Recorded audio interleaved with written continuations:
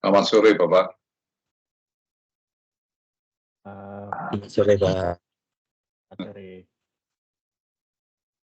Baik, ini pertemuan kita terakhir ya untuk mata kuliah Sistem Informasi Manajemen. Dan minggu depan itu kita sudah memasuki masa ujian akhir semester.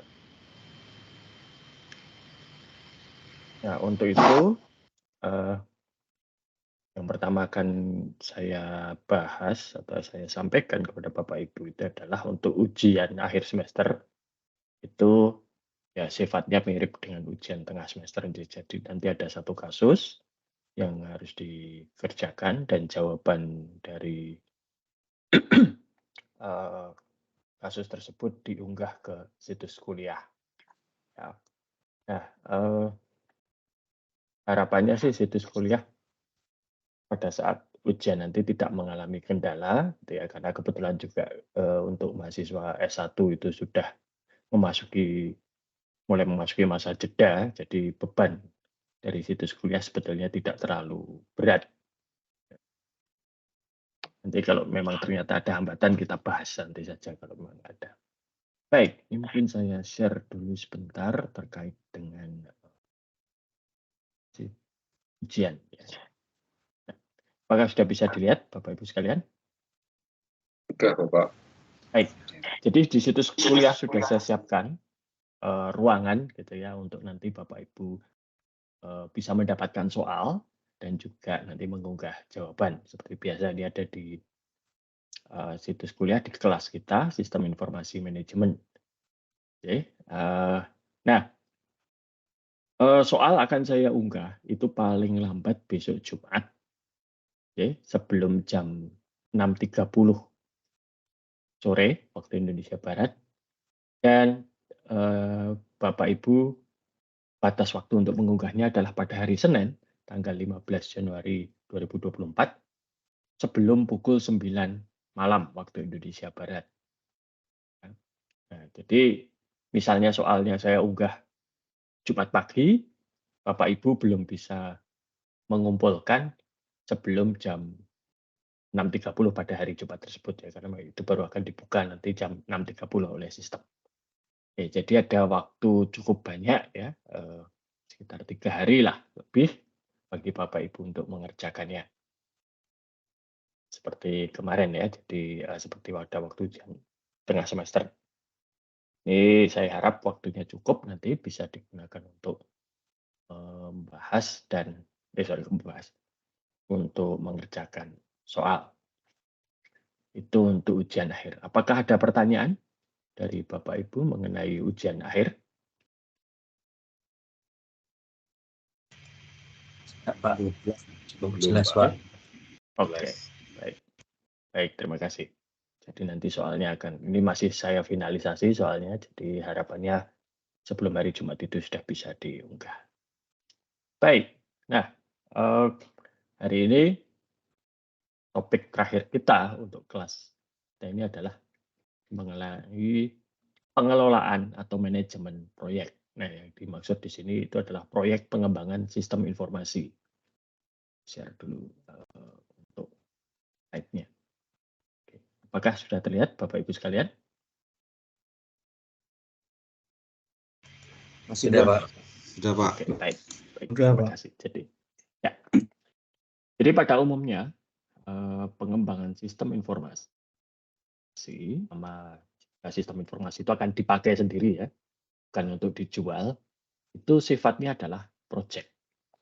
Jadi atau proyek gitu ya. Jadi nanti ada tim khusus untuk menangani tersebut, ada batas waktunya, ada anggarannya dan seterusnya. Ya. Jadi nanti ketika proyek ini selesai, diharapkan sistem informasinya juga sudah siap untuk digunakan dan bisa dipakai. Nah, namun ya ini faktanya Bapak Ibu sekalian. Ini ada satu perusahaan konsultan teknologi informasi di Amerika Serikat, namanya itu Standis Group. Standis Group ini dari tahun 94, kalau bisa dilihat di tabel ini, itu menerbitkan satu publikasi, ya karena biasanya perusahaan konsultan itu menerbitkan publikasi ini untuk ya dalam tanda kutip mungkin untuk pamer kemampuan mereka. Gitu ya. Nah, Standish Group ini dari tahun 94 sampai sekarang, yang terakhir datanya yang saya peroleh itu tahun 2020, sudah 3 tahun yang lalu, karena kalau yang terbaru ya harus bayar gitu aja. Saya belum dapat yang edisi terbaru. Itu mengeluarkan satu publikasi yang namanya Chaos Report. Chaos itu kan diartikan dalam bahasa Indonesia kekacauan. Jadi laporan kekacauan. Nah, apa tuh yang dilaporkan dalam Chaos Report ini? Jadi Standish Group ini secara rutin melakukan semacam survei untuk proyek-proyek pengembangan sistem informasi ataupun juga pengembangan perangkat lunak software di seluruh dunia yang besar ya, yang tinggi gitu ya, terkenal, itu mereka survei. Dan hasil surveinya dari tahun 94 sampai 2020, berarti sudah lebih dari 25 tahun, itu angkanya tidak terlalu menggembirakan. Ya, bisa dilihat misalnya di tahun 94 itu yang sukses hanya 16%, yang gagal 31%. Sisanya yang di tengah itu bermasalah. Nah, bermasalah, sukses, dan gagal. Dan maju 10 tahun, di tahun 2004, yang gagal ini menurun menjadi 18%. Yang sukses naik 29%. Tapi yang bermasalah sama, 53%. Dan maju lagi terus ya, terakhir tahun 2020, ya, 2019 dulu, itu kembali lagi ke kondisi tahun ke tahun 94. Yang gagal 31%, yang sukses 16%, selisih sedikit ya, dan yang bermasalah ada di kisaran 52,7%. Ya. Jadi setelah 25 tahun dengan berbagai kemajuan teknologi informasi, dengan banyaknya ahli-ahli sistem informasi, ahli teknologi informasi, ternyata proyek pengembangan sistem informasi itu selama seperempat abad tidak banyak perubahan. Yang gagal ya segitu, yang bermasalah segitu, yang sukses juga belum pernah mencapai lebih dari 32%. Sepertiga saja itu yang sukses. Itu angka paling optimis di tahun 2009. Nah, di tahun 2020 kembali angkanya membaik, tapi ini juga mirip seperti tahun 2004 ya. Yang gagal 19%, yang berhasil 31%, yang bermasalah masih separuh 50%. Nah, ini tentunya menjadi pertanyaan, sudah seperempat abad ya. Di tahun 94 ini proyek pengembangan sistem informasi itu nilainya 250 juta dolar. Nah, kalau sekarang kan sudah sampai mungkin miliaran dolar atau bahkan triliunan ya. Tapi kenapa kok masih seperti itu posisinya? Seperti itu hasilnya. Padahal teknologi sudah jauh lebih maju, perangkat juga sudah jauh lebih kuat, ya. Orangnya juga jauh lebih pintar, dalam 25 tahun kan sudah satu generasi ya. Perkembangan ilmunya sudah begitu pesat, mengapa kok proyek pengembangan sistem informasi masih seperti itu?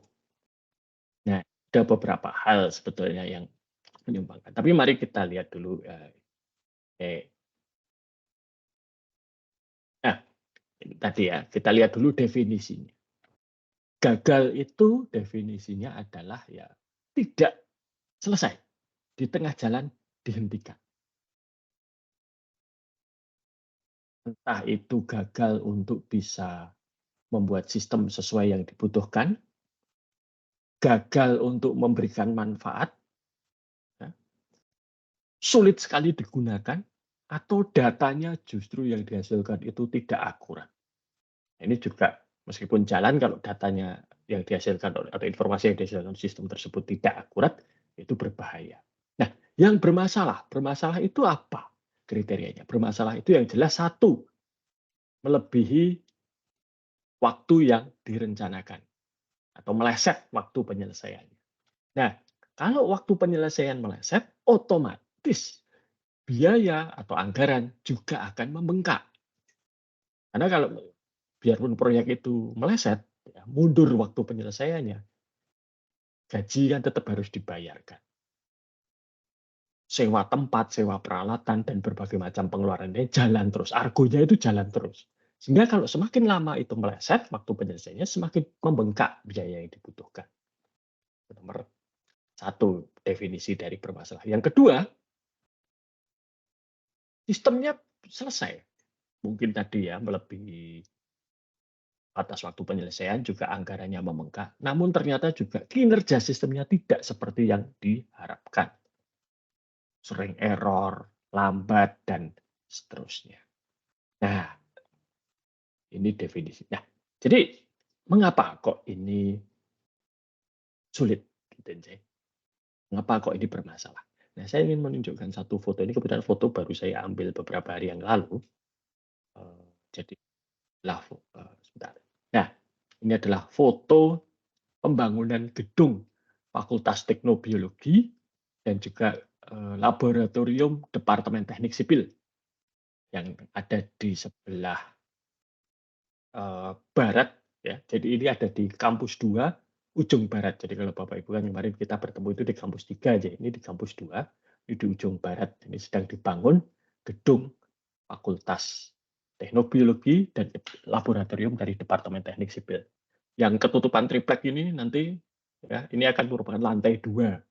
Sedangkan yang di belakang ini, yang di sebelah, ini sebelah utara jadinya ya, kalau di sebelah kanan, kalau di ini nanti yang menjadi gedung Laboratorium Teknik Sipil. Nanti ada pengujian beton segala macam ada di sini. Nah, untuk lantainya saja Bapak Ibu, itu cor betonnya lebih dari 1 meter. Ya, ini cukup ada teknik khusus untuk ngecor. Nah, ini foto saya ambil hari Rabu kemarin. Lalu hari Jumat saya ikut rapat untuk laporan pengerjaan proyek. Di situ dituliskan sekian persen, gitu ya, sudah diselesaikan, dan itu dari jadwal lebih cepat 0,7%. Itu ada hitung-hitungannya, dan yang menghitung bukan hanya satu orang, tapi beberapa pihak yang berbeda ngitung dan hasilnya sepakat. Nah, kalau melihat pembangunan gedung seperti ini, Bapak Ibu bisa melihat bahwa oh ya kemajuannya seperti itu. Tiangnya sudah ada, besinya sudah dirangkai, betonnya sudah dicor, ya. Becasting atau itu apa untuk cetakan pengecoran itu juga sudah dipasang, kelihatan. Berapa orang yang bekerja di situ juga kelihatan. Bisa dihitung dengan mudah. Bandingkan dengan ini misal.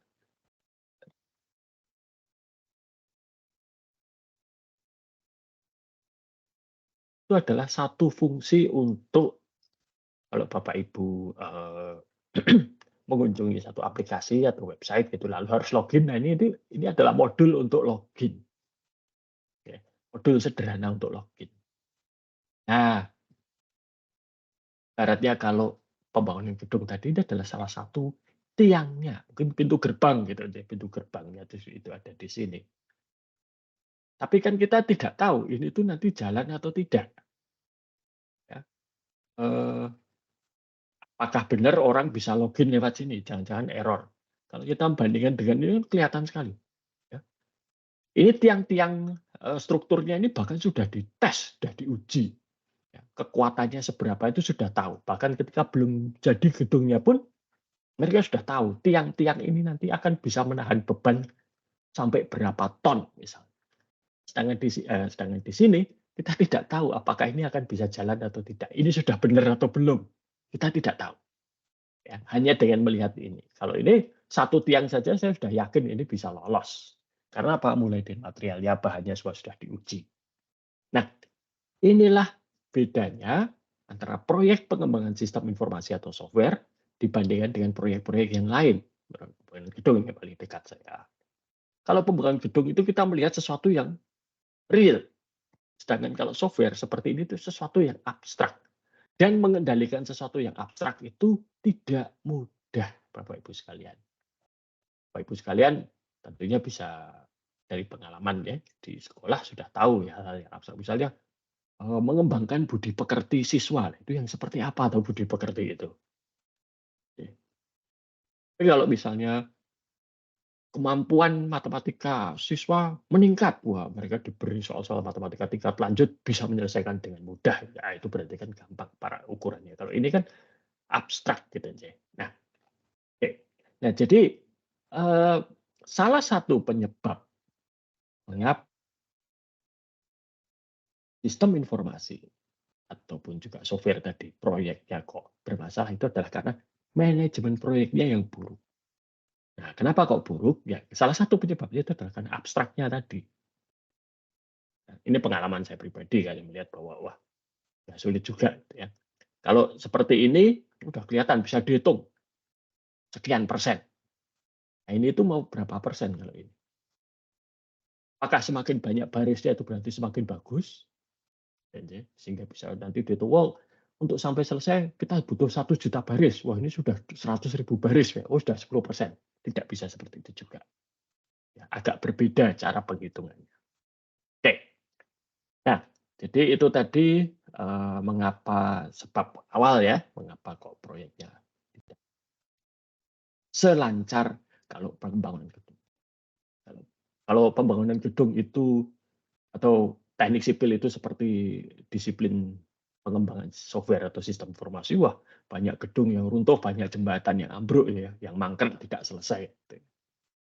Nah, nah sebelum kita lanjutkan mungkin perlu kita lihat dulu sebetulnya apa toh manajemen proyek tersebut. Manajemen proyek itu adalah aktivitas-aktivitas yang meliputi perencanaan. Jadi kalau ada kata-kata manajemen, Bapak Ibu, itu pasti ada unsur perencanaan. Seorang manajer itu tidak bertindak secara random, tidak mengikuti kata hati, punya dapat ilham langsung tidak, harus ada perencanaan. Kemudian ada penilaian risiko atau assessing risk. Jadi kalau kita membangun gedung itu ada risiko apa? Misalnya sekarang musim hujan, apa yang harus dilakukan pada saat musim hujan? Hujan kan pasti gitu ya. Nah, tapi kalau sudah hujan itu lalu hambatannya apa? Lalu bagaimana caranya supaya mereka tidak terganggu atau dampak hujan ini minimal? Dan melakukan estimasi kebutuhan sumber daya. Misalnya seperti software tadi, butuh berapa orang programmer, butuh berapa jam kerja, berapa lama waktu yang harus disiapkan untuk menyelesaikan proyek dan seterusnya. Mengorganisir pekerjaan, jadi yang mengendalikan bagi tugas, kamu mengerjakan ini, kamu mengerjakan itu, dan seterusnya. Ya. Dan ya sudah. Mengendalikan eksekusi proyek, sehingga nanti apapun yang terjadi, pada saat deadline maupun pada saat waktunya selesai ya selesai, dan tidak melebihi anggaran yang sudah disepakati bersama. Dan ada melaporkan kemajuan dan menganalisa hasilnya. Nah, variabel dari proyek itu ada 5, yaitu ruang lingkup, waktu, biaya, kualitas, dan risiko. Semakin besar ruang lingkupnya, itu waktu yang dibutuhkan semakin lama, biayanya semakin besar, dan risikonya juga semakin besar. Nah, kalau kualitas ini ya macam-macam sih sebetulnya gitu ya. Apakah akan tergantung sistemnya. Kalau seperti katakanlah ojek online gitu ya Bapak Ibu sekalian, kalau Bapak Ibu sekalian melihat ke ojek online ketika memesan misalnya, itu kan bisa melihat oh ojeknya kira-kira posisinya di sini. Nah, kalau seperti itu di peta ojek online itu selisih 2-3 meter nggak masalah gitu ya. Tapi kalau itu sistemnya itu untuk kendali penerbangan, ya, selisih 2-3 meter itu sudah sangat-sangat berbahaya. Ya. Nah, ini maka tergantung aplikasi kualitasnya seberapa nanti menyesuaikan masing-masing. Nah, proyek itu sebetulnya adalah realisasi atau perwujudan dari rencana strategis. Jadi kalau Bapak Ibu ingat, ya, kita pernah membahas mengenai strategic planning. Strategic planning itu kan biasanya multi tahun, lebih dari 1 atau 2 tahun. Beberapa kebiasaan mengatakan untuk rencana strategis itu jangka waktunya 5 tahun. Nah, dalam 5 tahun itu kemudian tiap tahun spesifikkan, di breakdown istilahnya gitu ya. Tahun pertama ngapain, tahun kedua ngapain. Nah, dalam 1 tahun itu kemudian baru direncanakan proyek-proyek apa yang akan dilaksanakan untuk mencapai tujuan 5 tahun tadi. Nah, misalnya tahun pertama membangun infrastruktur, tahun kedua misalnya pelatihan dan seterusnya seperti itu.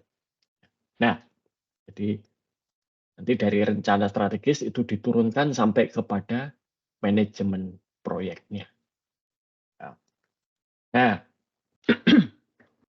tapi ya tidak semua proyek itu nanti atau usulan proyek itu bisa dilaksanakan, sangat tergantung kepada ketersediaan waktu, ketersediaan sumber daya, dan prioritas. Kan nanti juga harus ada pemilihan. Ini saya kira tidak perlu saya bahas terlalu jauh gitu ya. Nah, karena tidak mungkin semua usulan proyek atau kebutuhan itu bisa dilaksanakan pada satu waktu, maka perlu ada pemilihan. Nah, yang mana ini yang akan dipilih? Mana proyek-proyek yang akan dikerjakan? Mana yang sebaiknya ditunda untuk tahun depan misalnya? Mana yang sebaiknya tidak usah dikerjakan sama sekali? Nah, ini maka kemudian ada model matriks seperti ini. Ada sistem-sistem itu yang resikonya rendah, manfaatnya rendah. Ini biasanya rutin saja, misalnya untuk maintenance, ya perbaikan rutin, ya supaya sistem yang ada berjalan dengan lancar. Ini resikonya rendah, manfaatnya rendah. Ada juga yang manfaatnya rendah tapi risikonya tinggi. Nah, ini sebaiknya dihindari. Ada yang risikonya rendah, namun manfaatnya tinggi. Ya, kalau sudah seperti itu, ya langsung segera dikerjakan. Ya. Seperti yang kami lakukan dulu, ya untuk KRS online gitu ya. Wah itu risikonya rendah karena ya sudah gampang lah KRS itu. Namun manfaatnya tinggi karena bisa menghemat cukup besar biaya untuk berbagai macam biaya. Nah, ini ada proyek-proyek yang resikonya tinggi, tapi manfaatnya juga tinggi. Nah, ini yang biasanya membutuhkan analisis lebih mendalam untuk melihat ini beneran bisa nggak sih, bermanfaat nggak, resikonya bagaimana. Ya. Salah satu yang dulu sudah dari tahun 2000 itu sudah oleh pemerintah dicanangkan itu sebenarnya adalah menyatukan seluruh Indonesia itu ke dalam satu jaringan. Ya, telekomunikasi. Nah ini yang di tahun 2000 pada waktu itu dicanangkan pemerintah namanya Proyek Nusantara 21. Kemudian zamannya Pak SBY ada Palaparing, ya, itu sama menghubungkan seluruh kepulauan Indonesia dengan satu jaringan berbasis kabel. Itu resikonya besar, biayanya besar, namun begitu itu sudah terjadi, sudah bisa dibangun, manfaatnya akan cukup besar. Hal-hal seperti itu, proyek-proyek infrastruktur itu biasanya sifatnya seperti ini. Nah, lalu bagaimana kita bisa memilih gitu ya? Caranya bagaimana? Ini biasanya dengan metode scoring. Jadi dari tiap usulan proyek itu dinilai berdasarkan kriteria tertentu dan tiap kriteria itu punya bobot. Lalu nanti ada sekelompok orang yang menilai, hasil penilaiannya dirangkum dan nanti usulan proyek dengan nilai tertinggi itulah yang dieksekusi. Misalnya seperti ini. Ya. Bobotnya itu ada ini di sini. 43 ya. Lalu sistem A itu nilainya sekian, sistem B nilainya sekian ya dan seterusnya. Ya. Nah, nanti ternyata dari dua alternatif ini nilai total A itu 3.128 sedangkan B itu 3.300. Nah, kalau seperti ini jika biayanya tidak berbeda secara signifikan, biasanya dipilih adalah yang 3.300 ini. Karena yang nilainya tertinggi. Nah, dalam penilaian ini juga bisa kita masukkan unsur finansialnya. Sehingga semakin mahal, nilainya semakin kecil. Misalnya seperti itu. Hingga nanti nilai totalnya itu sudah termasuk memperhitungkan unsur finansial. Oke. Nah, lalu permasalahan berikutnya adalah manfaat. Kalau biaya itu kan gampang ya, Bapak Ibu yang membuat sistem itu bayar programmer sudah keluar biaya. Beli perangkat keras, perangkat lunak, biaya. Ya. Proyek, biaya. Tapi kalau manfaat, ini yang cukup sulit. Ada manfaat-manfaat yang sifatnya itu tidak berwujud atau intangible. Ya. Nah, ini tidak bisa segera atau tidak mudah untuk dikuantifikasi. Misalnya, ya, meningkatkan atau memperbaiki efisiensi pelayanan pada pelanggan. Itu hal yang bagus. Kalau sebuah perusahaan itu meningkatkan efisiensinya dalam melayani pelanggan, tidak akan ada yang membantah bahwa itu bukan hal yang baik. Namun dari sudut pandang bisnis kemudian perlu dilihatlah kalau lebih efisien pelanggan itu berapa rupiah nilainya. Meningkatkan kepuasan pelanggan, bagus. Itu berapa rupiah nilainya.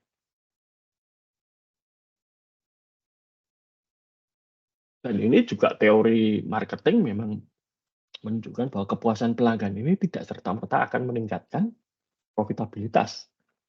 Harapannya kalau pelanggan puas itu kemudian akan loyal atau setia pada kita, gitu ya.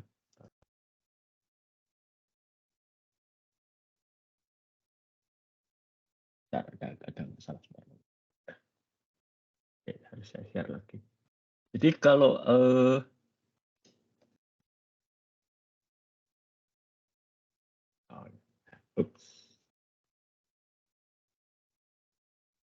kalau tadi ya kepuasan pelanggan itu teorinya kepuasan pelanggan menyebabkan pelanggan itu loyal dan akan membeli lagi. Nah, ketika pelanggan benar-benar membeli lagi, inilah nilai manfaatnya bisa dirasakan. Tapi kalau hanya loyal saja tapi tidak membeli lagi ya percuma. Nah, berbagai macam sistem yang dikembangkan itu banyak sekali yang memunculkan manfaat-manfaat yang tidak berwujud ini yang sangat sulit untuk dikuantifikasi. Dan ketika sangat sulit dikuantifikasi dibandingkan dengan biaya yang wujudnya sudah sangat jelas dan besar, ini kemudian menjadi masalah. Dan kami ada usulan mengenai dari dosen-dosen yang belajar mengenai artificial intelligence, ya, tidak hanya dari satu fakultas, tapi beberapa usulan untuk membeli perangkat keras khusus untuk artificial intelligence. Harganya itu antara 6 sampai 10 miliar. Itu baru harganya saja. Itu butuh listrik itu sampai 10.000 watt. Nah, jadi biaya operasionalnya juga cukup tinggi. Nah, ketika ditanya manfaatnya apa? Wah, macam-macam manfaat. Oh, meningkatkan ini, meningkatkan itu. Tapi bagi kami di universitas, kalau ukurnya gampang. Oke, meningkatkan ini itu. Lalu apa keluaran yang bisa diukur? Misalnya, apakah kemudian nanti artikel-artikel hasil penelitian yang tentang artificial intelligence ini kemudian bisa bertambah jumlahnya yang dipublikasikan secara internasional. Berapa artikel? Kalau sudah beli server ini, beli perangkat keras ini, dari yang tadinya 10 artikel akan jadi berapa? 100 kah? 150 kah? 200? Ini tidak bisa dijawab. Maka kemudian ya belum bisa dipenuhi permohonan tadi. Ya, usulan untuk membeli. Nah, ini biasanya yang tangible, intangible ini yang sangat sulit untuk dikuantifikasi. Nah, ini ada beberapa metode yang tidak akan saya bahas, karena ini akan dibahas di mata kuliah yang lain ya, terutama manajemen keuangan, ada return on investment dan lain sebagainya. Ini nanti malah jadi terlalu panjang. Nah, oke, sekarang kita melihat ke resiko proyek. Proyek itu resikonya itu ditentukan oleh biaya. Semakin besar biayanya, semakin tinggi resikonya. Karena biaya di dalam proyek itu banyak yang sifatnya sunk cost atau cost yang tenggelam kalau diterjemahkan secara langsung. Ya, artinya apa toh? Artinya itu adalah biaya yang tidak bisa dipulihkan. Contohnya apa? Gaji programmer. Berhasil atau tidak sistemnya? Jalan atau tidak proyeknya? Selesai atau tidak proyeknya? Gaji kan tetap harus dibayar. Dan kalau misalnya gagal, dikembalikan. Nggak bisa. Contoh yang lain, sunk cost. Menyewa peralatan. Wah, daripada beli komputer untuk programmer, kita sewa saja. Sebulan katakanlah 100 juta. Jalan proyek 10 bulan ternyata tidak berhasil. Proyek dihentikan. Nyewa komputer selama 10 bulan masih per bulan 100 juta ya, 1 miliar gitu, kan tidak bisa dikembalikan. Ya. Ini karena proyeknya gagal nggak jadi nyewa, uangnya kembalikan nggak mungkin.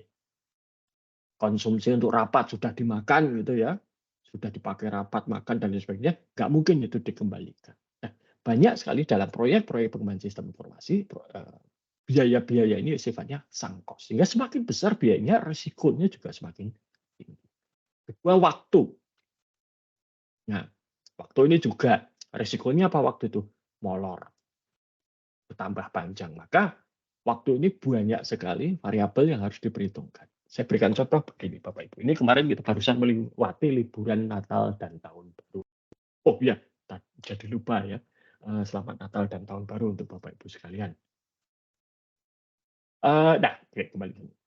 Liburan itu resiko dalam proyek. Oke. Nah, salah satu contoh yang sangat khas di Indonesia, ya tidak seluruh Indonesia sih, tapi paling spesifik itu Bali. Ya. Di Bali itu kan terutama orang Bali yang beragama Hindu dan berafiliasi ke pura tertentu yang ada di dekat tempat tinggal ya. Tiap pura itu kan punya jadwal perayaan yang berbeda-beda. Sehingga nanti ini fakta aja, saya sudah ketemu beberapa tim yang bekerja di Bali itu mereka terutama yang banyak sekali mempekerjakan orang Bali asli, gitu ya. Bukan orang Bali, tapi orang Bali yang beragama Hindu, mereka itu agak kesulitan untuk punya tim lengkap dalam jangka waktu yang panjang. Kenapa? Nanti dalam 1 minggu si A libur. Kenapa? Puranya ada perayaan. Nanti hari berikutnya si B yang izin libur karena puranya ada perayaan dan seterusnya. Di satu sisi ini jelas tantangan ya karena tim yang lengkap itu tidak bisa ada terus-menerus. Namun di sisi yang lain menjalankan ibadah sesuai dengan tuntunan agama itu adalah hak asasi setiap manusia. Jadi nggak mungkin dilarang. Maka kalau punya tim yang bekerja di Bali, ini juga satu tantangan. Ya, waktu ini. Harus memperhitungkan waktu ini dengan baik. Saya dulu juga punya seperti itu. Jadi ketika 2 kali saya mengerjakan proyek yang skalanya nasional, yang satu dengan Kementerian Dalam Negeri, yang satunya dengan Lembaga Kebijakan Pengadaan Barang dan Jasa. Setiap kali kami itu akan melakukan pertemuan untuk membahas apa saja yang harus dibuat dalam sebuah sistem, kami harus ngitung. Karena apa? Kadang waktunya itu berada pada waktu-waktu bulan Ramadan. Nah, ini kalau sudah bulan puasa itu, ya waktunya terbatas. Kalau tidak puasa, itu kami sering sekali berapat ya, dari pagi misalnya jam 10 sampai jam 10 malam. Bahkan kalau perlu sampai jam 12 malam juga nggak masalah. Yang penting selesai. Tapi begitu bulan Ramadan, ini tidak bisa dilaksanakan. Karena nanti begitu saatnya berbuka puasa, yang rekan-rekan yang muslim harus berbuka puasa. Kalau tidak dosa kan.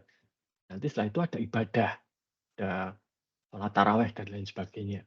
Dan kebetulan teman-teman yang dulu terlibat dalam proyek itu semua taat beribadah. Jadi ya ini harus diperhitungkan hal-hal seperti itu. Dan kami juga pada waktu itu melakukan pelatihan untuk fasilitator PNPM Mandiri Perdesaan di seluruh Indonesia. Nah, mendatangkan mereka ke Jakarta untuk dilatih dan lain sebagainya harus dihitung betul. Karena apa? Ternyata jadwal pelatihan itu melewati hari raya Idul. H-7, H+7 setelah Idul Fitri itu kan kalau untuk perjalanan dari Jakarta atau menuju Jakarta sangat-sangat sulit. Ya. Saya itu pernah kok pulang dari Jakarta itu H-3, wah hampir kehabisan pesawat saya gitu ya. Bisa-bisa nggak pulang. Nah, oke. Jadi ini waktu ini. Dan jumlah unit organisasi yang terdampak. Kalau Bapak Ibu sekalian membangun misalnya untuk di sekolahan itu hanya sistem untuk pembayaran SPP, mungkin hanya bagian keuangan saja yang terkena dampaknya. Tapi kalau kemudian itu adalah sistem untuk pembelajaran e-learning, wah berarti kan seluruh sekolah bisa kena ini dampaknya ya, sehingga risikonya juga semakin tinggi. dan kompleksitas organisasi. Semakin kompleks, ya risikonya semakin tinggi. Kemudian struktur proyeknya. Kalau apa yang dibangun atau yang dikembangkan itu sudah jelas. Oh, saya mau membuat ini. Nah, itu gampang.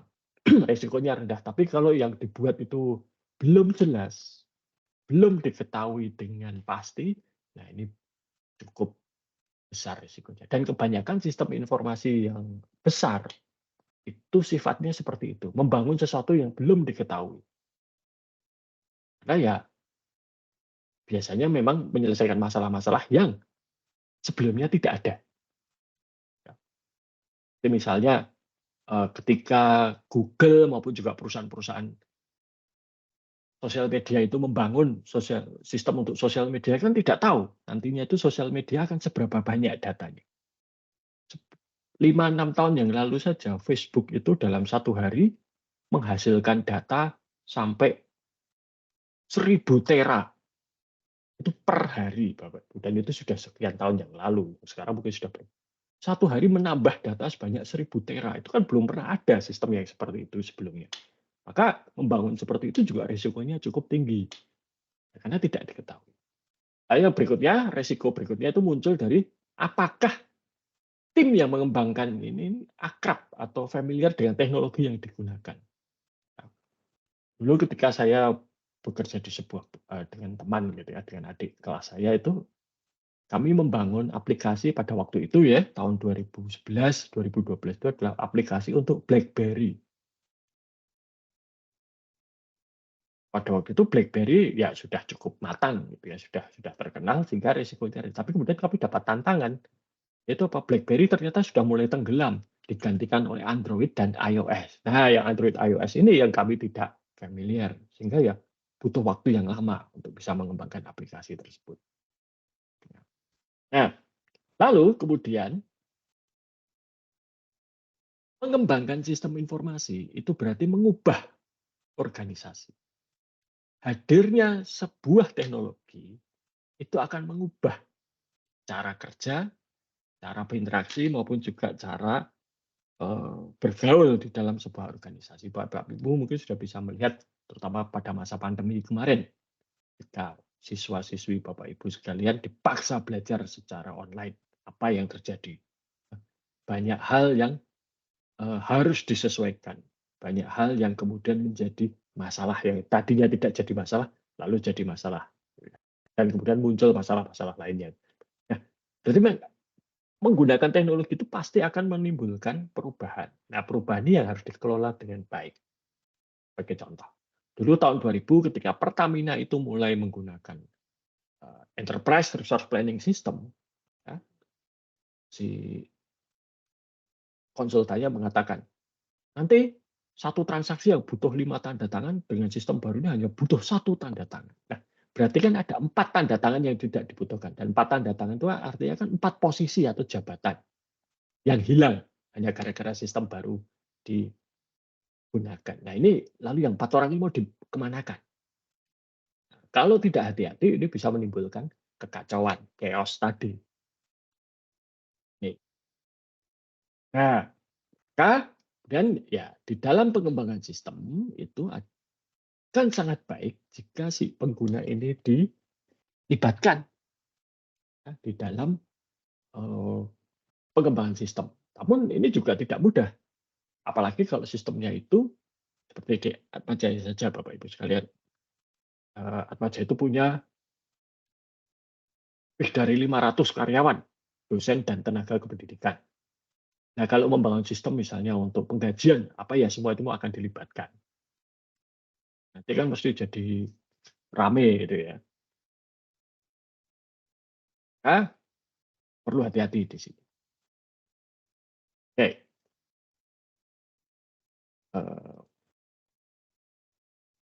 Nah, salah satu alat yang digunakan nanti untuk perencanaan dan pengendalian, dan ini biasanya juga diajarkan di banyak mata kuliah mengenai manajemen proyek, itu adalah alat dokumentasi dan monitoring secara visual.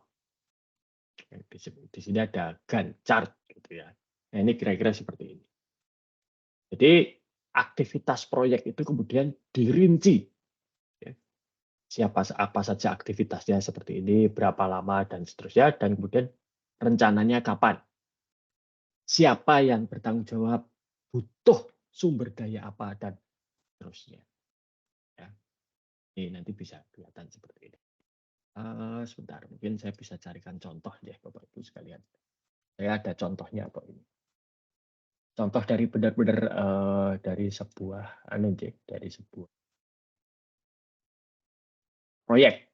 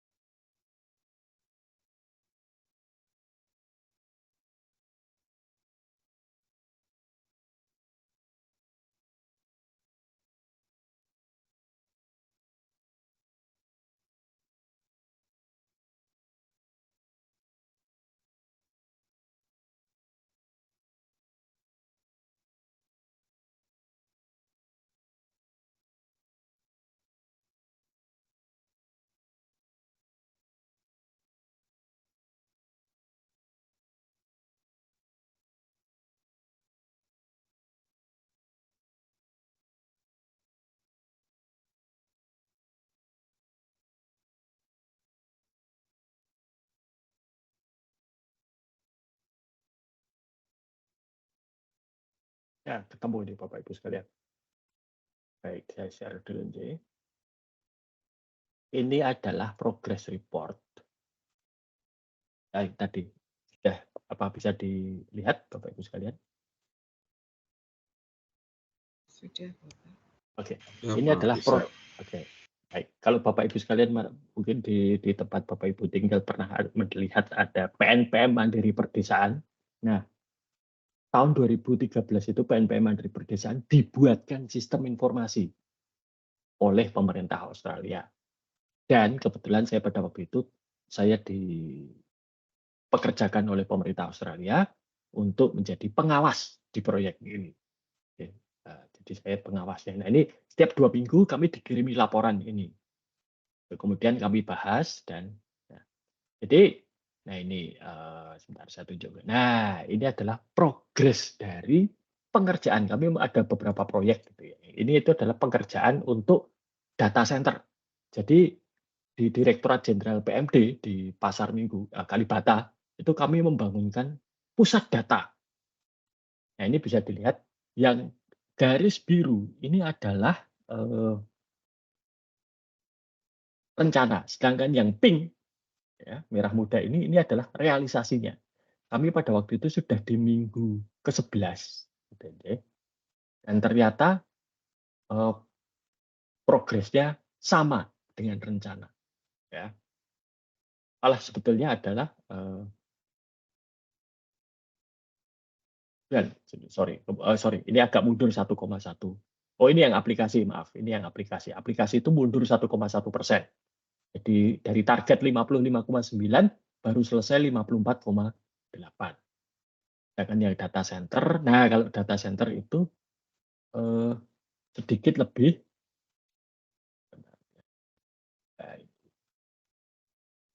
Nah, ini data centernya ya dibangun ini.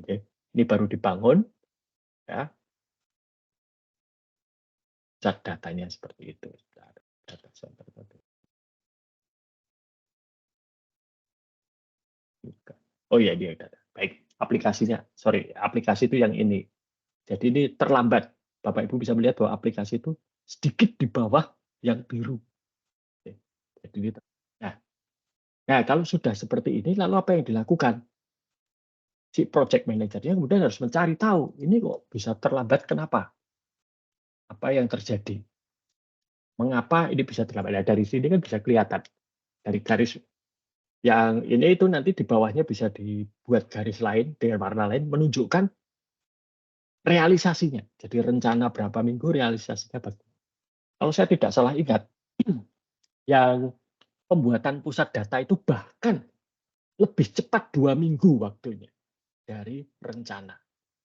Ya kami pada waktu itu juga sempat bingung karena, lah 2 minggu mau ngapain lalu gitu kan. Sedangkan aplikasinya itu pada akhirnya selesai tepat waktu. Nah, kalau dikebut di tengah jalan. Baik. Nah, ini baru saya kira tidak usah dibahas ya. Nah, salah satu hambatan utama di dalam memperkenalkan sebuah sistem informasi baru dalam sebuah organisasi itu adanya perlawanan dari user atau pengguna. Penggunanya itu tidak mau menggunakan atau menolak sistem baru. Nah, ini biasanya terjadi karena adanya keengganan untuk berubah. Keengganan untuk berubah itu biasanya ada beberapa hal. Yang satu, itu tidak tahu arah perubahan. Ini mau kemana toh? Ini mau ngapain toh? Tidak tahu. Yang kedua, tahu arah perubahannya, tapi tidak suka pada perubahan. Yang ketiga, ini agak sulit, itu adalah orang-orang yang akan kehilangan manfaat atau kehilangan kedudukan akibat adanya sistem baru. Seperti tadi, Pertamina dengan SAP ERP yang baru itu dari tadinya 5 tanda tangan menjadi hanya 1 tanda tangan. Berarti ada 4 orang yang akan kehilangan posisi. Nah, 4 orang ini pastinya akan menolak. Gitu ya. Posisi sudah diperjuangkan sekian lama, karir sudah berjalan sekian waktu, kok tiba-tiba hanya gara-gara ada software baru lalu hilang. Nah, ini kan sesuatu yang tidak dikehendaki sebagian besar. Gitu ya. Nah, lalu bagaimana caranya untuk mengatasi perlawanan ini? Karena kalau perlawanan ini tidak diatasi, ya tidak diperhatikan, nanti bisa menjadi sabotase. Nah, ini ada banyak macam caranya. Namun saya akan cerita sedikit tentang pengalaman saya. Dulu ketika saya kuliah, S3 aja. Jadi ketika saya kuliah S3 itu salah satu hal yang saya lakukan itu adalah saya cari pekerjaan tambahan. Kebetulan pekerjaan tambahan saya yang saya dapatkan itu adalah menjadi asisten dosen. Saya ngajar. Salah satu mahasiswa yang saya ajar itu mahasiswa S2. Ya, saya ngajar mahasiswa S2. Dia itu punya perusahaan software di Australia. Dan perusahaannya itu dia dirikan di tahun 80-an bersama teman-temannya dan sudah sering dapat proyek dari pemerintah. Jadi mereka juga sudah cukup sudah cukup makmur lah gitu ya. Nah, di tahun 80-an kemudian memasuki ke dekade 2000-an tentunya ada banyak perkembangan, ada banyak perubahan teknologi. Lalu si mahasiswa saya ini, saya lupa siapa namanya, itu mulai berpikir, wah ini kayaknya kita harus mulai mengubah cara kerja. Kita harus mengadopsi teknologi atau teknik-teknik baru, bukan teknologi, tapi teknik baru. Nah, dan itu mendapat tantangan dari para stafnya, yang terutama yang lama-lama, ya, yang dari awal sudah ikut berjuang bersama membesarkan perusahaan, ya, menjadikan perusahaan tersebut sudah menjadi yang mapan gitu ya, tapi mereka menolak untuk teknik baru. Nah, lalu si mahasiswa saya ini dan berpikir bagaimana caranya, gitu kan. Kalau tidak dilibatkan, bagaimana mereka ini sudah begitu loyal gitu ya, sudah setia pada perusahaan. Akhirnya dan dia mengambil cara begini. Untuk proyek-proyek ataupun pekerjaan-pekerjaan yang memang sudah biasa dengan pemerintah itu tetap dijalankan oleh tim yang lama. Nah, untuk proyek baru dengan teknik baru, ya, itu teknik yang baru yang dia kembangkan itu atau yang dia gunakan itu yang sekarang sudah cukup banyak dipakai di Indonesia juga, itu namanya teknik Scrum, SCRUM, Scrum. Nah, Scrum ini agak berbeda. Jadi kalau Scrum itu modelnya adalah bekerja mandiri. Namun di pagi hari itu 15 menit sebelum mereka mulai bekerja, itu diadakan namanya stand up. Bukan stand up komedi ya, tapi mereka rapat sambil berdiri. Nah, kalau yang tradisional rapat itu kan duduk, ada snack, ada presentasi, ada tanya jawab macam-macam. Ini tidak.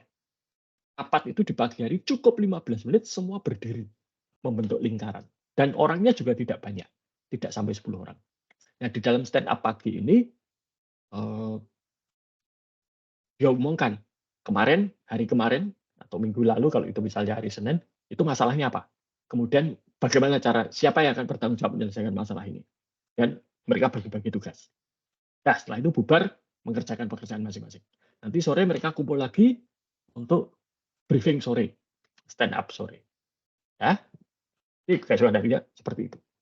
Nah, lalu tim yang baru ini dibuatkan kantor sendiri.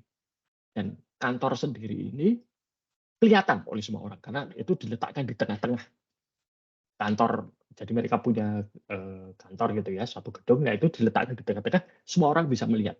Dindingnya kaca, jadi tidak dinding partisi yang tidak kelihatan tapi kaca. Lalu mereka diberi komputer baru, mereka diberi kaos seragam khusus gitu ya, tulisannya proyek apa gitu ya. Nah, lalu setiap pagi mereka memulai dengan stand up, lalu pakai yel-yel dan lain sebagainya. Lama-lama orang-orang yang lama ya, jadi yang orang-orang senior di situ mulai tertarik. Beberapa mulai tertarik dan mulai belajar Scrum. Ya. Nah, kalau yang tidak mau belajar juga nggak apa-apa, biarkan saja. Gitu ya. Tapi caranya seperti itu. Jadi cara si mahasiswa saya itu di dalam dia melawan ataupun mengatasi keengganan berubah itu adalah tidak dengan menyingkirkan yang tidak mau berubah. Kita kan cenderung seperti itu banyaknya ya. Udah nggak mau berubah, ya singkirkan, nggak bisa. Ya biarkan saja mereka bekerja, ya biarkan mereka tetap melaksanakan tugasnya, baru kemudian ajak dengan cara seperti tadi. Ya, ada contohnya gitu ya, sehingga beberapa mulai tertarik.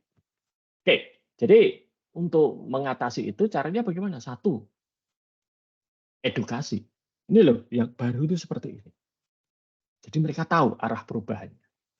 Kemudian ya support dari manajemen, ini penting. Kalau atasan saja sudah nggak mau pakai, apalagi anak buah. Gitu kan. Lalu ada insentif untuk kooperasi. Insentif ini tidak selalu berarti uang ya. Dalam kasus mahasiswa saya itu insentifnya apa? Dapat ruangan baru, dapat komputer baru, dapat kaos baru, lalu ada apa? Ritual baru. Dan meeting nggak usah lama-lama, cukup 15 menit di pagi hari. Setelah itu ya sudah bubar kerja masing-masing. Gitu ya. Nih, terusnya. Jadi tidak selalu yang melawan atau yang enggan untuk berubah ini disingkirkan. Ya sudah, biarkan saja selama tidak mengganggu. Oke. Nah, terkait dengan tadi keengganan untuk berubah, kalau Bapak Ibu sekalian masih ingat di pertemuan pertama kita, saya mengatakan bahwa buku yang kita gunakan itu menggunakan pendekatan sosio-teknikal. Sosio itu adalah sosial, manusia, berarti yang memang kemudian hal-hal seperti keengganan berubah ini harus dipahami, harus diakomodasi, ya, sehingga tidak lagi hanya ya pokoknya nggak mau tinggal, itu tidak bisa seperti itu. Ya. Hanya karena orang tidak mau untuk berubah lalu tertinggal itu bukan sesuatu yang diharapkan. Ya. Oke. Nah ini saya kira untuk alat-alat manajemen proyek saya kira tidak perlu aja karena nantinya toh Bapak Ibu juga tidak akan menggunakan ini ya. Ini bahkan di informatika saja ya digunakan tapi ya tidak terlalu ya sudah ada orangnya sendiri. Oke, Bapak Ibu sekalian,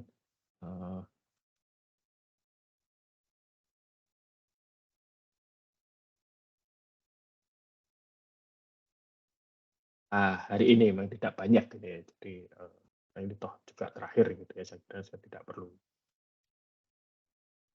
Mungkin ada yang ingin ditanyakan terlebih dahulu. Nah, monggo Pak Oktav.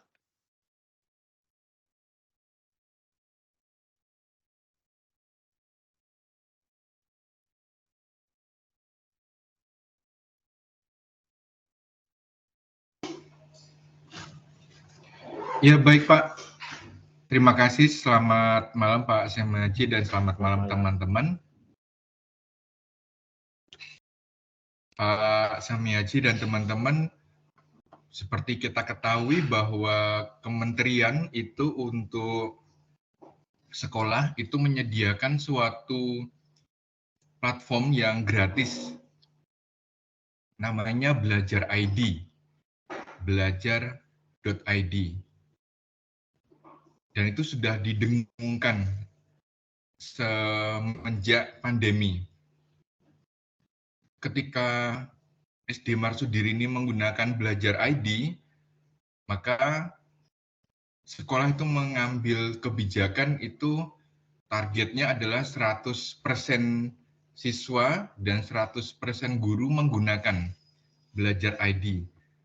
Hal ini karena di dalam aplikasi yang gratis itu ada aplikasi platform yang gratis tersebut itu ada aplikasi-aplikasi yang bisa digunakan. Seperti kelas daring, Merdeka Mengajar, Google Classroom, atau bahkan video call. Dan hingga saat ini, Marsudiri ini yang untuk SD itu menggunakan, Pak. Menggunakan. Jadi hingga sekarang menggunakan yang intens itu adalah menggunakan Google Classroom, kemudian video call, dan penyimpanan yang bisa sampai dengan 100 giga. Kalau admin mungkin bisa lebih ya. Nah, kalau dilihat dari teori atau PPT yang disampaikan tadi, bahwa rasanya platform tadi itu sudah memenuhi walaupun gratis ya, ada kata-kata gratis soalnya, walaupun itu memenuhi sudah cakupannya bisa untuk semua anak, waktunya, biayanya tidak ada, kualitasnya bagus, berkualitas ya, lancar, resikonya juga kecil. Namun ada satu yang menurut tim Dewan Guru, Belajar ID itu kurang bisa menjual karena gratis soalnya. Nah, gratis. Sehingga kalau kami mencantumkan di promosi sekolah bahwa anak yang masuk akan mendapatkan Belajar ID.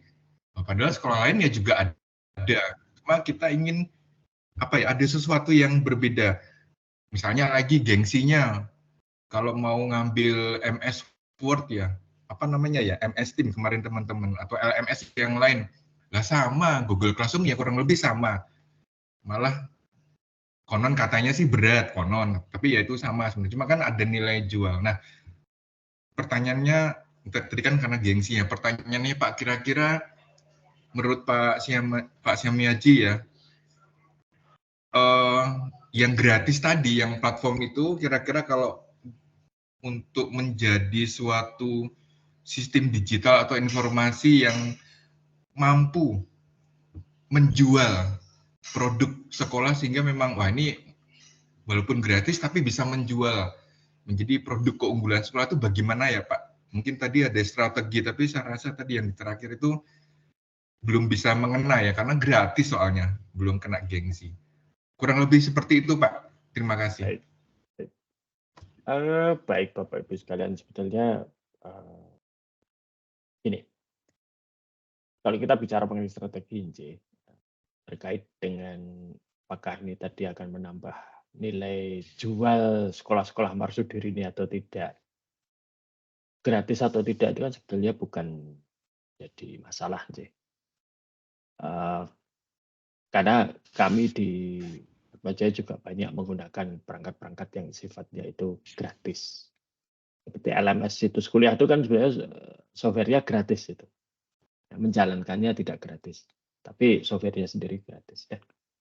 Kembali sekarang begini, kalau bebas gratis gitu itu tuh apa toh konsekuensinya semua orang pakai, gitu kan? Atau banyak yang pakai lah minimal, tidak semua mungkin tapi banyak yang pakai.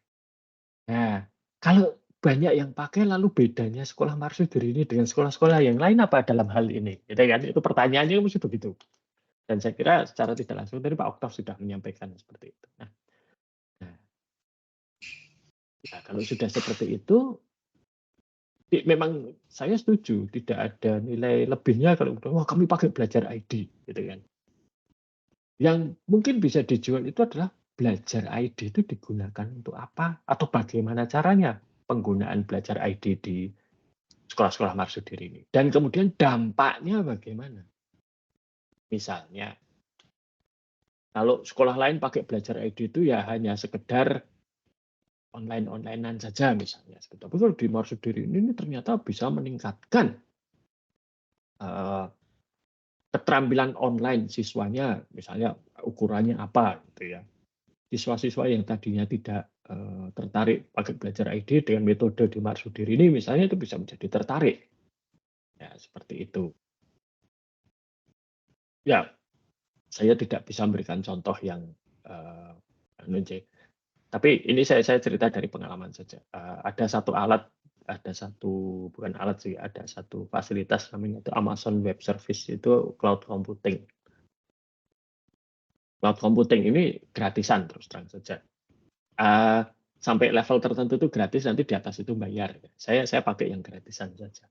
Ini banyak yang pakai gratisan seperti itu. Yang saya gunakan itu adalah untuk mengajar mata kuliah yang saya ampu, Pak. Nah, istimewanya apa? Istimewanya servernya itu ada di Singapura.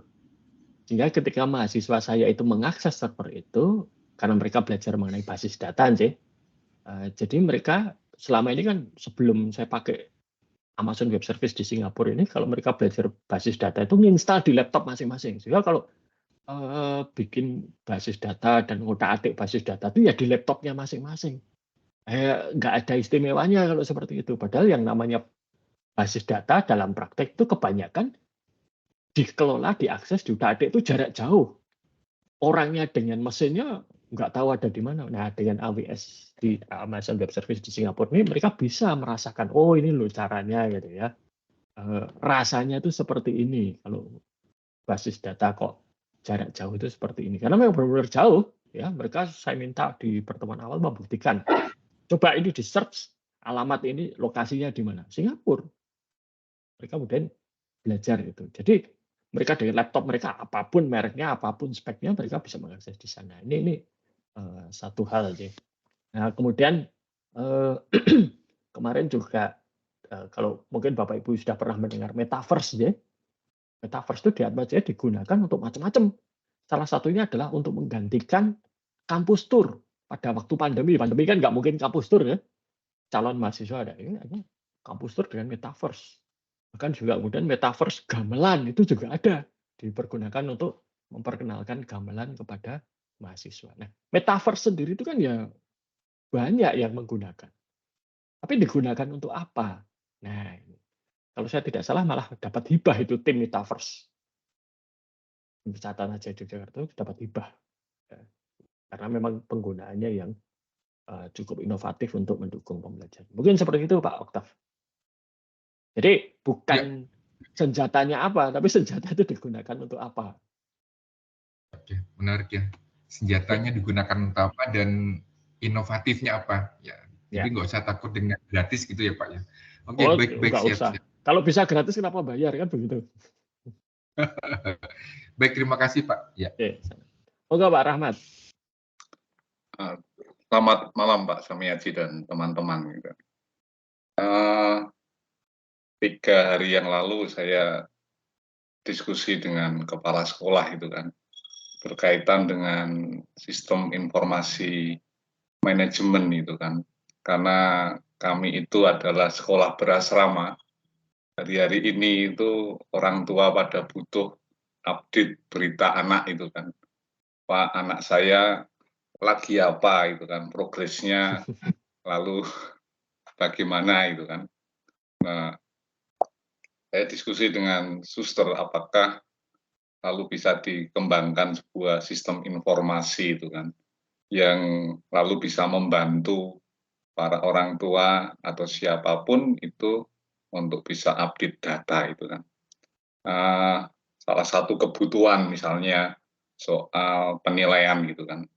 Bagaimana wali kelas itu kadang-kadang bingung Pak, ditanya anak saya itu seperti apa itu kan. Nah, saya kemarin kembangkan kecil-kecil dengan teman saya ketika pemerintah mengeluarkan rapot pendidikan gitu kan, tetapi ternyata ketika harus kami aplikasikan di sekolah, kondisi ideal di sistem di dinas itu dengan apa yang terjadi di persekolahan kan berbeda. Artinya mau diotak-atik kita sudah nggak bisa ngotak-atik, harus membangun aplikasi itu kan. Saya sih maunya bahwa saya bisa memonitor berkaitan dengan apa rekan-rekan guru sudah ulangan berapa kali, memberikan tugas berapa kali itu kan. Nah, dengan Google Sheet sederhana dan sebagainya saya coba itu kan. Ternyata ketika mulai menata, mulai merencanakan, ya akhirnya dalam perjalanan teman yang membantu saya kena stroke gitu kan. Lalu kami harus bongkar mengurutkan alur logika dan sebagainya, harus membangun aplikasi yang lalu dikembangkan, apalagi berkaitan dengan sistem penilaian yang terjadi sekarang di fase F kelas 11 itu kan anak-anak sudah kayak kuliah gitu kan, nggak mungkin mengerjakan itu manual gitu kan. Lalu mesti harus ada sistem aplikasi yang lalu dibangun. Itu satu sisi soal penilaian gitu kan. Lalu teman rekan saya tanya, Pak, gimana saya bisa menjawab orang tua yang, oh anak saya nilainya seperti apa gitu kan. Nah, itu yang pertama. Lalu yang kedua tentu juga karena ini melayani jarak jauh itu kan, melayani jarak jauh berkaitan dengan ketika seleksi penerimaan siswa misalnya. Bagaimana dengan sistem online yang aman, menjalankan tes yang aman gitu kan. Artinya apa hasil tesnya itu ya bisa dipercaya gitu kan. Sehingga eksekusinya sekolah itu tidak keliru. Itu yang kedua itu kan. Yang ketiga soal pembayaran gitu kan. SPP itu kan. Atau dana pendidikan itu kan. Nah, belum lagi adalah perilaku menyangkut tata tertib. Sudah melanggar berapa kali apa yang sering lalu terjadi.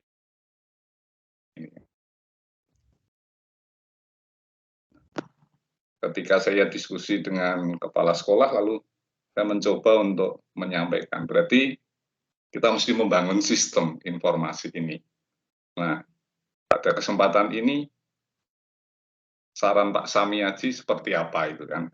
Lalu kami harus mulai dari mana itu kan. Karena kemarin sudah pesan, coba Pak dicarikan rekan atau di bagian admin yang ngerti berkaitan dengan informatika, membangun sistem ini, sehingga kita punya sendiri gitu kan. Mungkin tetapi juga dengan dukungan aplikasi-aplikasi yang lain yang kita bisa otak-atik. Matur nuwun Pak Samiaji. Baik. Dan sebetulnya kalau kita lihat ya Pak, ini saya bercerita tentang Atmajaya sendiri saja. Jadi di Universitas Atmajaya Yogyakarta ini seperti yang diceritakan tadi, ini mungkin saya bisa tunjukkan sedikit ya. Ini sistem yang ada di Jadi kalau Bapak Ibu sekalian itu sebagai mahasiswa kan saya nggak tahu apakah kalau yang S2 dapat, tapi yang S1 itu dapat yang namanya SIATMA. Dapat. Dapat ya? Nah, baik. Oke. Nah, ini saya tunjukkan saja. Ini ada satu mata kuliah kata-kata misalnya ini analisis data bisnis saja sudah. Oke. Nah, itu saya setiap kali saya ngajar setiap minggu ini saya isi. Lalu saya bisa melihat misalnya presensi mahasiswa. Nah, seperti ini. Bapak Ibu juga mungkin nanti akan dapat informasi, tapi tidak seperti ini. Ini yang tampil di hadapan dosen. Kalau mahasiswa mungkin ya berapa kali dia tidak masuk itu kelihatan. Nah, ini begitu ini saya unggah. Saya presensi saya masukkan, hari itu juga mahasiswa sudah bisa langsung melihat. Orang tua juga bisa melihat ini. Nah, baik. Ini jadi sudah dapat gambaran. Nilai juga seperti itu. Nilai biasanya sih ada beberapa nilai, tetapi saya unggah hanya nilai akhir. Nah, tapi ini perjalanannya panjang, Pak.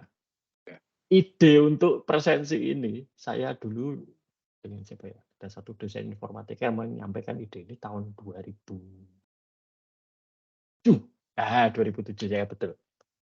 Jadi sudah 16 tahun yang lalu, itu saya debat dengan dia masalah presensi ini. Debatnya apa? Saya tidak setuju bahwa presensi mahasiswa ini bisa diakses orang tua pada waktu itu. Karena apa? Saya mengatakan mahasiswa itu sudah dewasa. Mereka bertanggung jawab terhadap dirinya sendiri dan seterusnya. Tapi hanya saya kalah suara, itu yang muncul. Nah, kalau siswa SD, SMP, SMA tentunya berbeda. Di presensi. Sebenarnya kenapa sistem presensi ini sehingga orang tua bisa mengakses, karena ya sifat perkuliahan kan berbeda dengan sekolah. Kalau sekolah itu kan guru paling kelas lah paling tidak ketemu dengan siswanya itu dalam 1 minggu kan bisa lebih dari 1 kali. Bahkan mengikuti. Nah, tapi kalau dosen kan tidak. Saya itu dengan 1 kelas saja mungkin kalau ketemu ya hafal gitu ya, tapi nanti begitu kelas sudah selesai ya saya sudah lupa lagi gitu ya, kan sudah sekian ratus mahasiswa saya. Dan seminggu mungkin ketemu hanya 1 kali. Itu pun kalau mahasiswanya masuk atau dosennya masuk gitu ya. Kalau tidak ya nggak ketemu. Jadi seperti itu dulu idenya. Itu butuh waktu 16 tahun tentu sampai seperti yang sekarang ini yang Bapak Ibu bisa melihat. Nah, terkait tadi dengan kebutuhan, ciri khas dari sekolah itu biasanya, kalau yang sekolah biasa aja, saya tidak tahu kalau yang sekolah-sekolah dengan bayaran yang fantastis, yang berjuta-juta seperti Jakarta International School misalnya, itu seperti apa. Namun salah satu ciri khas sekolah Katolik terutama itu adalah pada keterbatasan SDM biasanya. Ya, lembaga pendidikan Katolik itu seperti semuanya lah, itu biasanya kan hanya merekrut tenaga pengajar dan tenaga administrasi itu sesuai kebutuhan minimal.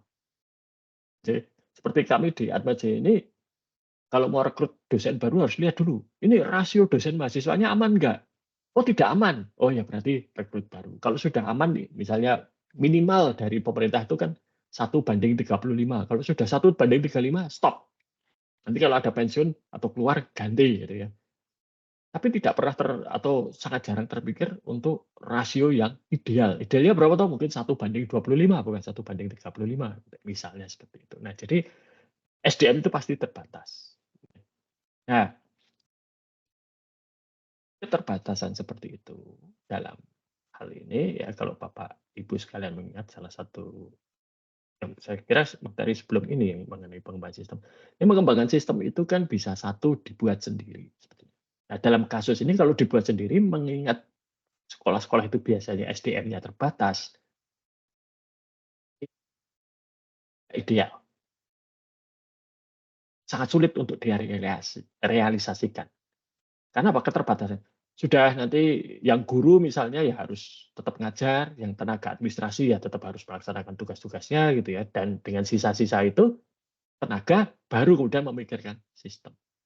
Kalau itu dicabut dari tugas sehari-harinya nanti yang kalang kabut. Karena seperti saya katakan tadi, jumlah orangnya itu memenuhi kebutuhan minimal, bukan kebutuhan ideal. Jadi kalau dicabut satu, mesti kacau yang lain. Nah, maka kalau seperti itu, pilihan terbaik menurut saya itu ada 2. Satu, membeli yang sudah jadi. Cukup banyak ya seperti itu. Atau ya minta dibuatkan oleh pihak ketiga. Outsourcing. Atma Jaya itu kebetulan karena punya program atau departemen informatika, ya kemudian memanfaatkan dosen-dosen maupun mahasiswa yang ada di situ. Itu pun masih harus ditambah dengan merekrut tenaga khusus ya, untuk pengembangan sistem. Itu pun juga masih kurang karena kemarin kepala kantor sistem informasi itu minta diperbolehkan merekrut tenaga kontrak.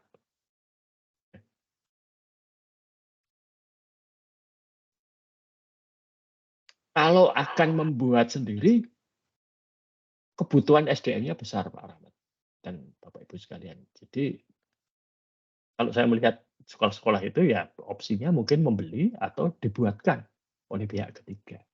Ya ada konsekuensi biaya tentunya, gitu ya. Tapi dengan dibuatkan itu orang yang membuatkan biasanya sudah punya pengalaman, ya, punya apalagi kalau kita terkait dengan sistem-sistem akademik seperti sekolahan ini kan sudah ada standarnya, baik dari pemerintah maupun dari sekolah sendiri kan standarnya mungkin tidak jauh berbeda antara satu sekolah dengan sekolah yang lain. Sehingga itu bisa buat dengan cukup cepat karena mereka sudah pengalaman. Ini, cuman ya memang kemudian yang menjadi masalah berikutnya kalau itu diputuskan tidak membuat sendiri itu adalah pada konsekuensi biaya. Biasanya memang menjadi lebih mahal. Tapi kalau dihitung-hitung dengan keterbatasan SDM dan pekerjaannya itu pelan-pelan gitu ya, sampai jadi nanti juga kalau dihitung-hitung jatuhnya mungkin tidak jauh berbeda. Kalaupun berbeda tidak signifikan.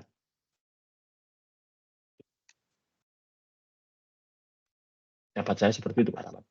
Kalau pakai tenaga sendiri sepertinya akan sangat lambat.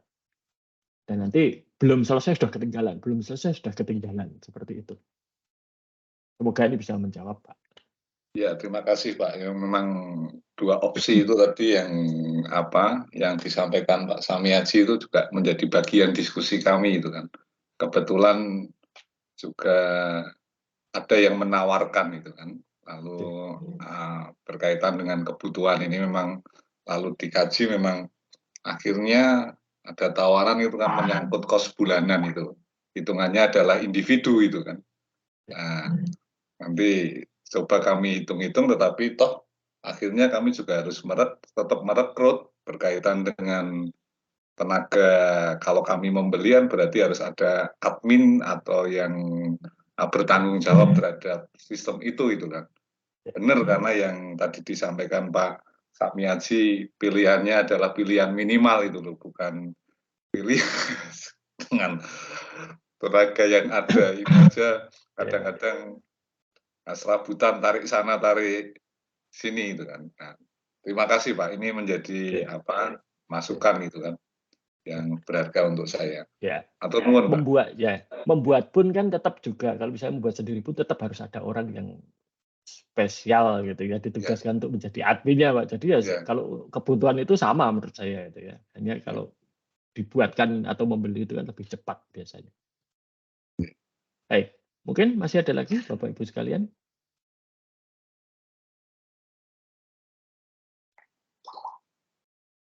Oke. Nah, untuk menutup perkuliahan kita selama 1 semester ini, Bapak Ibu, mungkin ini sudah saya sampaikan di awal, tapi kalau sudah dilupakan ya saya ulangi. Jadi tujuan mata kuliah ini tidak akan menjadikan Bapak Ibu semua itu menjadi ahli di dalam sistem informasi, itu tidak. Sama sekali tidak pernah mata kuliah ini, bahkan untuk yang di luar grup Marsudiri ini pun juga tidak. Untuk mahasiswa S1 saya juga tidak seperti mata kuliah ini itu dirancang untuk apa sih? Dirancang untuk kalau Bapak Ibu itu berada di dalam posisi manajerial dan menghadapi masalah-masalah yang butuh solusi teknologi informasi. Bapak Ibu tahu opsinya apa. Apa yang harus dilakukan? Siapa yang tadi seperti Pak Rahmat tadi, siapa yang harus dijawil gitu ya untuk dimintai bantuan? Metode apa yang paling pas?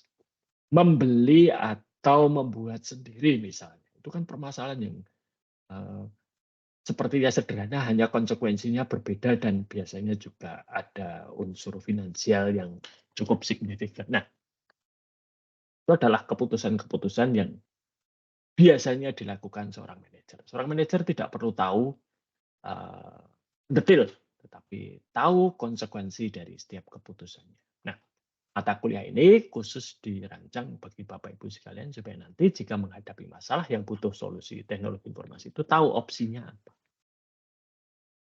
Dan kemudian bisa cari solusi yang optimal.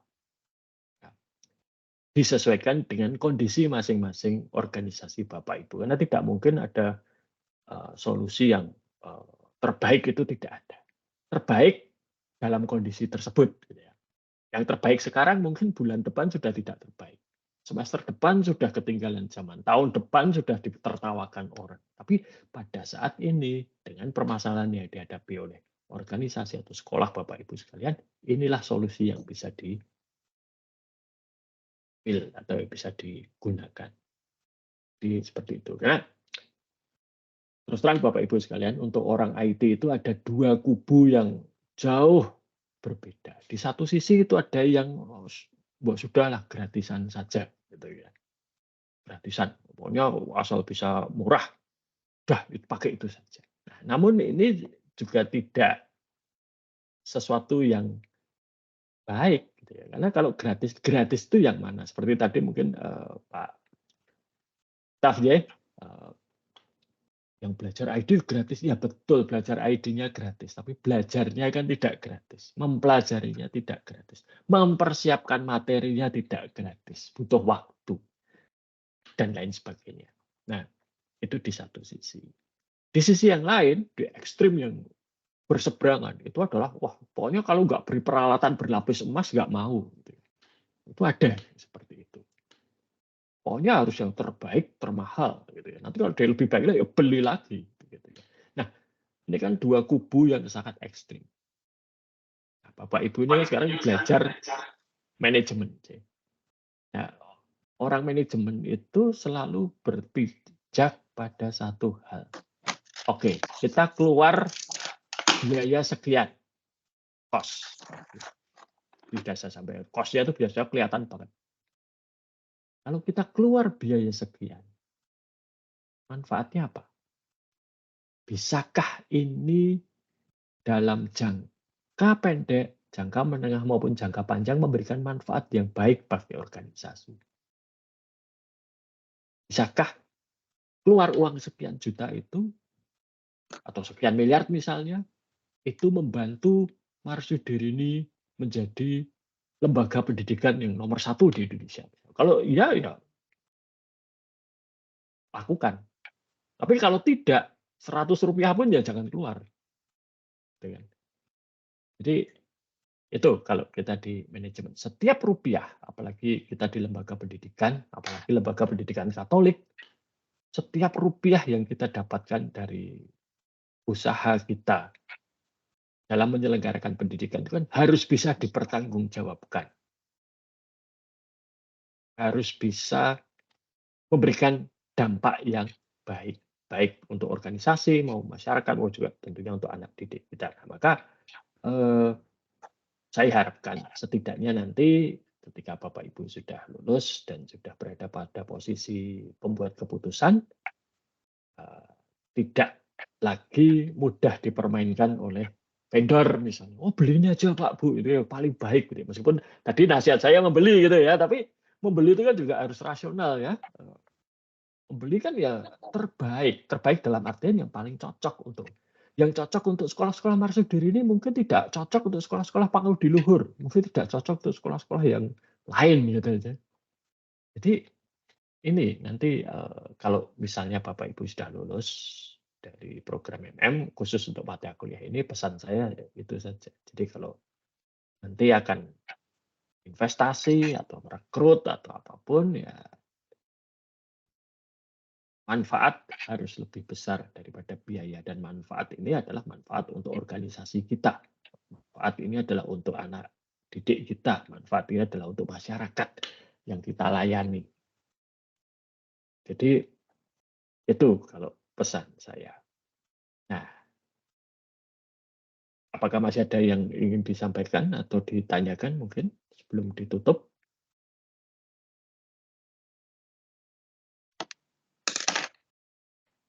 Oke, baik Bapak Ibu, saya kira ini adalah terakhir perjumpaan kita. Jadi, mungkin saya sampaikan sedikit saja sebelum kita tutup, bahwa nanti setelah ujian akhir, biasanya ada batas waktu kapan nilai harus dikumpulkan.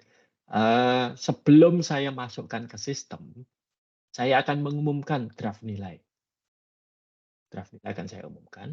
Bapak Ibu monggo nanti draft nilai dicermati. Jika ada keberatan, jika ada hal-hal yang perlu diklarifikasi, silahkan kontak saya langsung. Oke. Kalau ada yang mungkin keberatan, saya itu mengerjakan semua tugas, ikut semua ujian kok nilainya E misalnya. Tadi pagi anak saya begitu. Jadi anak saya kan dapat nilai gitu, nilainya E gitu. Kok dapat E gitu ya, padahal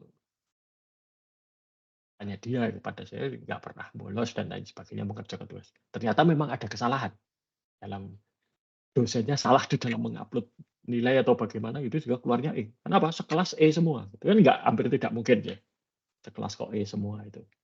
Nah, ini kemudian agak siang itu sudah diperbaiki. Nah, ya saya bisa berbuat salah gitu ya. Jadi nanti jika Bapak Ibu menemukan, loh saya itu mengerjakan tugas Pak, saya ikut ujian, tapi kok nilainya tidak ada. Monggo, bisa segera memberitahu saya untuk bisa segera saya cek. Ya.